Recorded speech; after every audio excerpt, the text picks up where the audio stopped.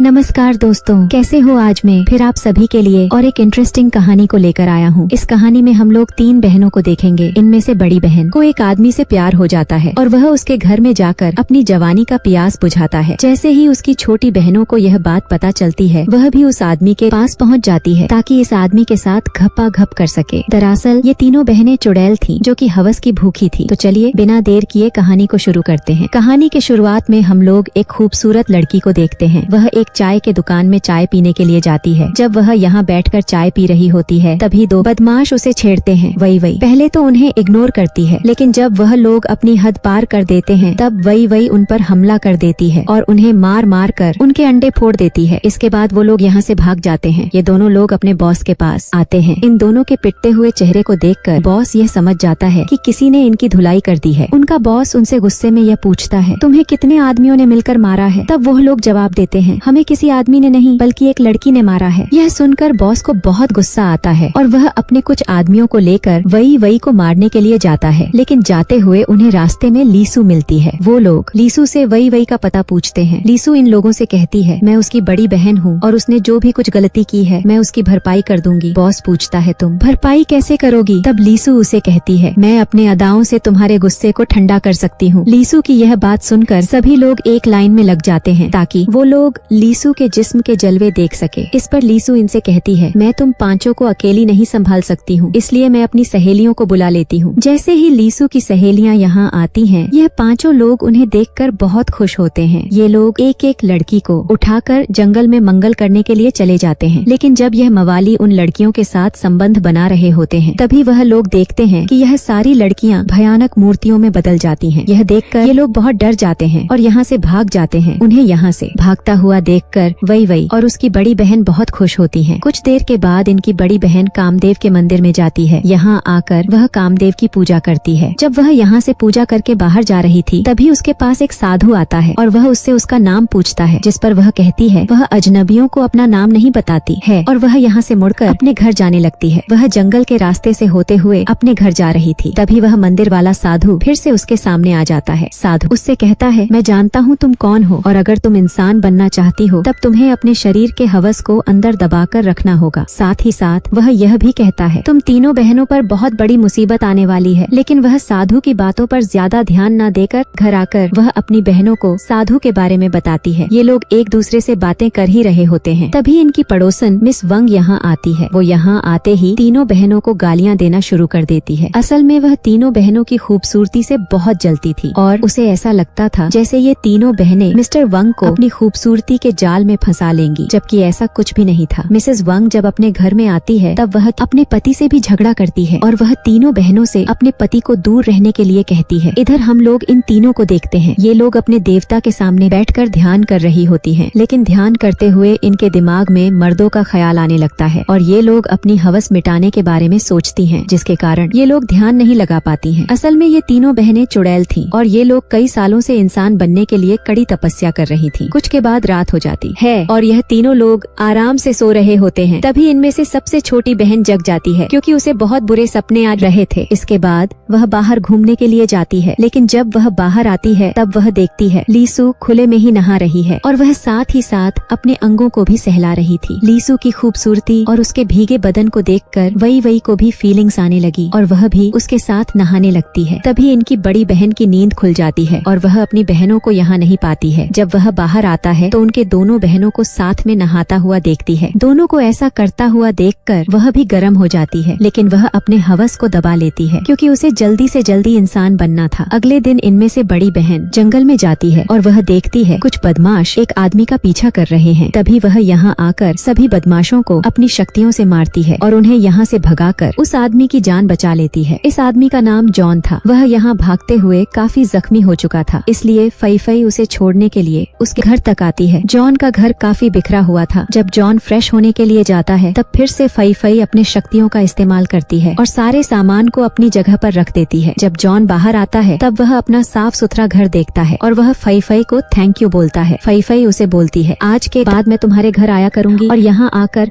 मैं तुम्हारे सारे काम कर दूंगी। जिस पर जॉन उससे कहता है, मेरे पास इतने पैसे नहीं है कि मैं तुम्हें काम पर रखा सकूं। उसकी बात सुनकर फई उससे कहती है, मुझे पैसों की कोई भी जरूरत नहीं है, मैं तो बस तुम्हारी मदद करना चाहती हूँ। फई फई अब जॉन को पसंद करती थी, इसलिए वह उसके सारे काम करना चाहती थी। इधर हम लोग वई वई और लीसू को देखते हैं, जो कि अपनी बड़ी बहन का वेट कर रही थी, क्योंकि वह सुबह से घर नहीं लौटी थी। कुछ देर के बाद फई फई घर में वापस आती है, लेकिन वह यहाँ अपनी बहनों को जॉन के बारे में कुछ भी नहीं बताती है। इसके बाद वह एक दिन अच्छे से तैयार होकर जॉन से मिलने के लिए जाती है। सबसे छोटी बहन को उस पर शक होता है, इसलिए वह उसका पीछा करने लगती है। तभी वह देखती है उसकी बड़ी बहन एक झोपड़ी के अंदर जाती है। कुछ देर के बाद जब वह जॉन के घर से निकलती है, तब वही वही जॉन के घर में जाती है, ताकि वह यह बात जॉन को कह सके कि उसकी बड़ी बहन यहाँ क्यों आती है। जॉन यहाँ बाथरूम में नहा रहा होता है। वही वही उसे अचानक देख लेती है और उसे देखकर बहुत घबरा जाती है। जब जॉन की नजर उस पर पड़ती है, तब वह उसे भला बुरा कहकर अपने घर से भगा देता है। जिसके बाद वही वही रोते हुए अपने घर में आती है। उसे रोता हुआ देखकर लीसू उससे कारण पूछती है। इसके बाद वही वही लीसू को जॉन के बारे में सब कुछ बताती है। उसकी पूरी बात को सुनकर लीसू को बहुत गुस्सा आता है और वह अपनी तलवार निकालकर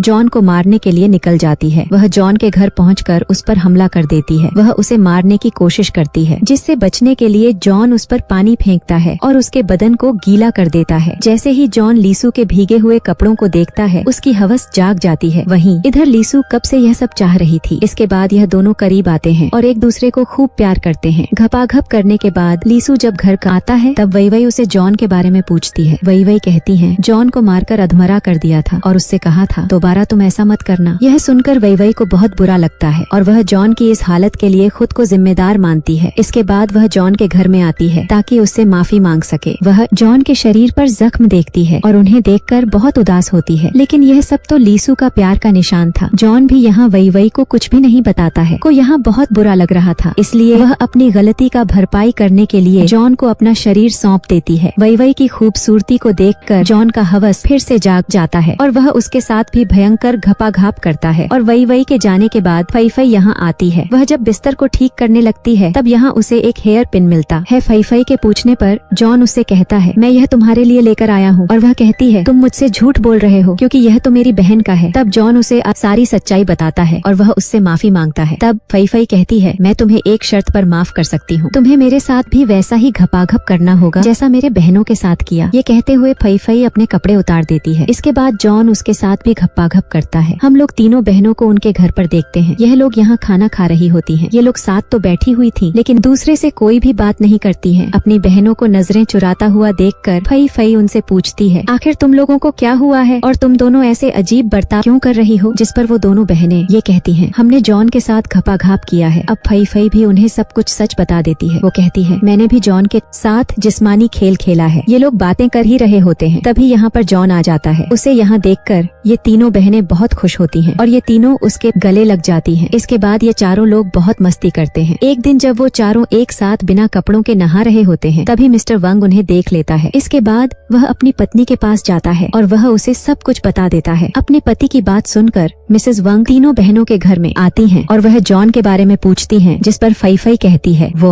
हमारा मेहमान है जो कि कुछ दिन हमारे साथ रहने के लिए आया है। यह सुनकर मिसेस वंग उन्हें धमकी देती है कि मैं तुम्हारी गंदी हरकतों के बारे में पूरे गाँव को बता दूंगी। ये तीनों बहनें उसकी धमकी से काफी घबरा जाती हैं। इसके बाद वो लोग जॉन के पास जाकर उसे अपने घर जाने के लिए कहती है। जॉन उनकी बात मान लेता है, लेकिन यहाँ से जाने से पहले वह उनके साथ बैठकर कुछ खाना चाहता है। अब वह चारों लोग बैठकर फल खा रहे थे, जिनके बीज मिसेस वंग के मुंह से निकल रहे थे। असल में जॉन कोई आम इंसान नहीं था, बल्कि इन तीनों बहनों की तरह वह भी कई शक्तियों का मालिक था। कुछ दिनों के बाद जॉन अपने घर में बैठा हुआ था, क्योंकि उसकी तबीयत ठीक नहीं थी। वह देखने में काफी बूढ़ा लग रहा था। इसके बाद वह अपनी शक्तियों का इस्तेमाल करके एक लड़की को अपने वश में कर लेता है। उधर हम लोग तीनों बहनों को देखते हैं कि इनके शरीर में अचानक बाल उग आए थे। फई फई को लगता है जैसे यह सब जॉन के साथ सोने की वजह से हो रहा है। यह तीनों बहनें बहुत घबरा रही थीं, क्योंकि वो लोग ऐसे में इंसान नहीं बन सकते थे। कुछ देर के बाद तीनों बहनें जॉन से बात करने के लिए उसके घर में जाती हैं, लेकिन जॉन इस समय बाथरूम में होता है और अंदर से अजीब सी आवाजें आ रही थीं। जब तीनों बहनें बाथरूम में देखती हैं, तब सामने का सीन देखकर ये तीनों बहुत डर जाती हैं और उनकी आंखें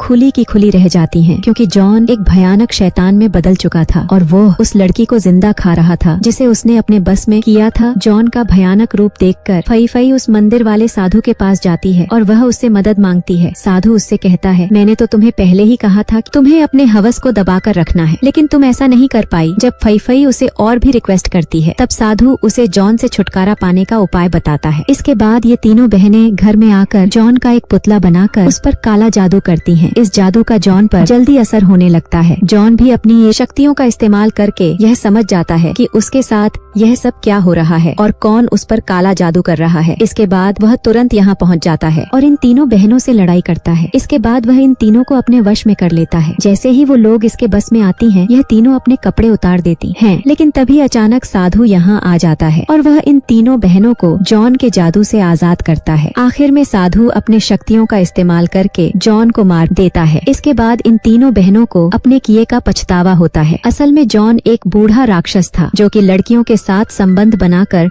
जवान और तंदुरुस्त रहता था। जहाँ कहीं भी लड़कियों की हवस जागती थी, जॉन वहाँ पहुँच जाता था। अगर आपको यह कहानी अच्छी लगी हो तब एक लाइक जरूर कर देना और मेरे चैनल को जरूर सब्सक्राइब कर लेना। तो मिलते हैं नेक्स्ट वीडियो में। धन्यवाद।